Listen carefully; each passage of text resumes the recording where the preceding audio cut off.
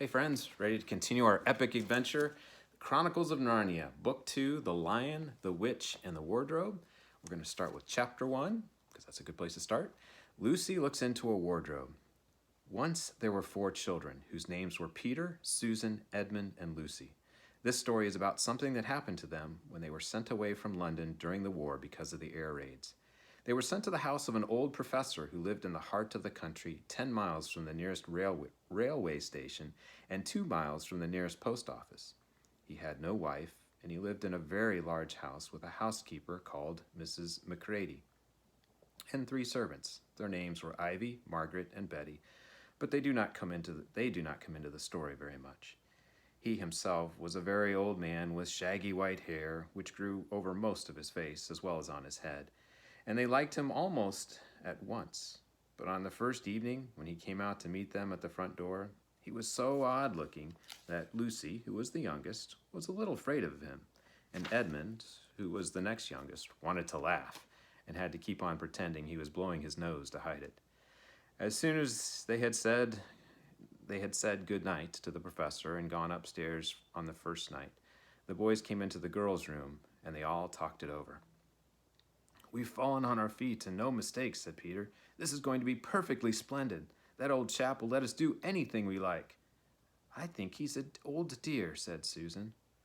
"Oh, come off it," said Edmund, who was tired and pretending not to be tired, which always made him bad-tempered. "Don't go on talking like that." "Like what?" said Susan. "And anyway, it's time you were in bed." "Trying to talk like mother," said Edmund. "And who are you to say when I'm to go to bed? Go to bed yourself." "Hadn't we all better go to bed?" said Lucy. "There's sure to be a row if we're heard talking here." "No, there won't," said Peter. "I tell you, this is the sort of house where no one's going to mind what we do. Anyway, they won't hear us. It's about 10 minutes' walk from here down to that dining room, and any amount of stairs and passages in between." "What's that noise?" said Lucy suddenly. It was a far larger house than she had ever been in before, and the thought of all those long passages and rows of doors leading into empty rooms was beginning to make her feel a little creepy. "It's only a bird, silly," said Edmund. "It's an owl," said Peter. "This is going to be a wonderful place for birds. I shall go to bed now. I say, let's go and explore tomorrow. You might find anything in a place like this. Did you see those mountains as we came along? And the woods? There might be eagles. There might be stags. There'll be hawks." "Badgers," said Lucy. "Foxes," said Edmund. "Rabbits," said Susan. But when next morning came, there was a steady rain falling, so thick that when you looked out of the window, you could see neither the mountains nor the woods nor even the stream in the garden. "Of course it would be raining," said Edmund. They had just finished their breakfast with the professor and were upstairs in the room he had set apart for them. A long, low room with 2 windows looking out in one direction and 2 in another. "Do stop grumbling," said Susan. 10 to 1, it'll clear up in an hour or so, and in the meantime, we're pretty well off. There's a wireless and lots of books." "Not for me," said Peter. "I'm going to explore in the house." Everyone agreed to do this, and that was how the adventures began. It was the sort of house that you never seemed to come to the end of, and it was full of unexpected places. The first few doors they tried led only into square bedrooms, as everyone had expected that they would. But soon they came to a very long room full of pictures, and they found a suit of armor. And after that was a room all hung with green, with a harp in one corner. And then came 3 steps down and 5 steps up, and then a kind of little upstairs hall, and a door that led out onto a balcony, and then a whole series of rooms that led into each other and were lined with books, most of them very old books, and some bigger than a Bible in a church. And shortly after that, they looked into a room that was quite empty, except for one big wardrobe, the sort that has a looking glass in the door. There was nothing else in the room at all except a dead blue bottle on the windowsill. "Nothing there," said Peter, and they all trooped out again, all except Lucy. She stayed behind because she thought it would be worthwhile trying the door of the wardrobe, even though she felt sure that it would be locked. To her surprise, it opened quite easily, and 2 mothballs dropped out. Looking into the inside, she saw several coats hanging up, mostly long fur. There was nothing Lucy liked so much as the smell and feel of fur. She immediately stepped into the wardrobe and got in among the coats and rubbed her face against them, leaving the door open, of course, because she knew it was very foolish to shut oneself into any wardrobe. Soon she went further in and found that there was a second row of coats hanging up behind the first one. It was almost quite dark in there, and she kept her arms stretched out in front of her as to not to bump her face into the back of the wardrobe.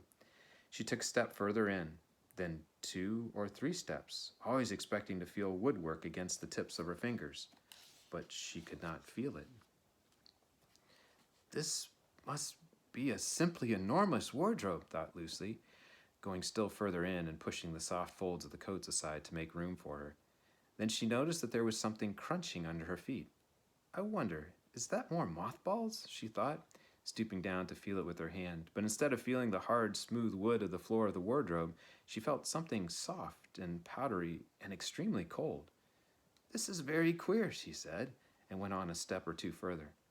Next moment, she found that what was rubbing against her face and hands was no longer soft fur, but something hard and rough and even prickly. Why, it is just like branches of trees, exclaimed Lucy. And then she saw that there was a light ahead of her, not a few inches away, where the back of the wardrobe ought to have been, but a long way off. Something cold and soft was falling on her. A moment later, she found that she was standing in the middle of a wood at nighttime with snow under her feet and snowflakes falling through the air.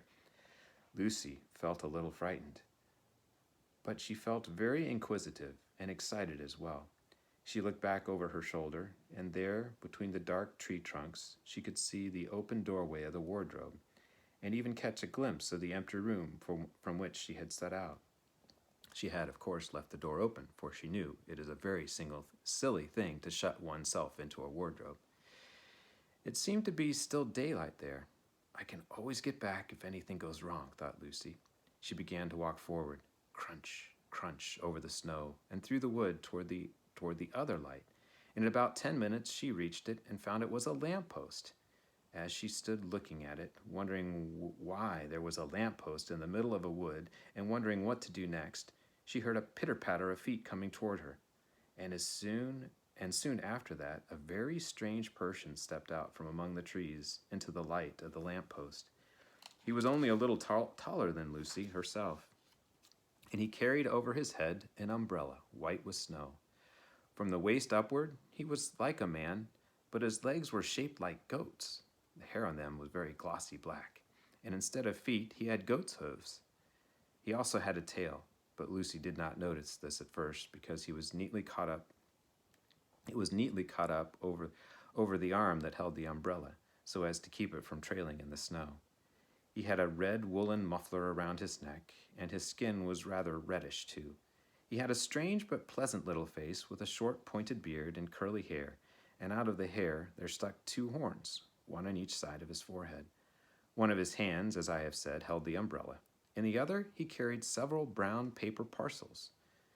What with the parcels and the snow, it looked just as if he had been doing his Christmas shopping. He was a fawn, and when he saw Lucy, he gave such a start of surprise that he dropped all his parcels. "Goodness gracious me!" exclaimed the fawn.